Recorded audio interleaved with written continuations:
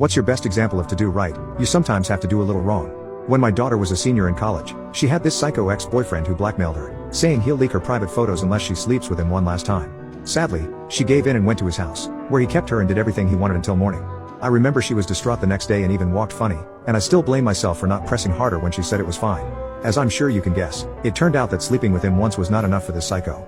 He began demanding it weekly, or else he'd leak her photos. I don't know exactly how many times she gave in, but I do remember seeing her get sadder and sadder over a few months. God, I blame myself so much. Thankfully, she finally got the courage to speak up. She told 3 of her older male cousins, and they promised to deal with it. A few days later, she invited that a-hole over to our place to stay the night. My wife and I were on a trip abroad at the time, so he thought the house was empty. From what my nephews told me, he walked in carrying a bag filled with knives and other disgusting stuff.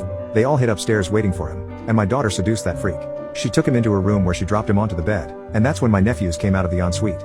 I won't go into the details because they're way too graphic.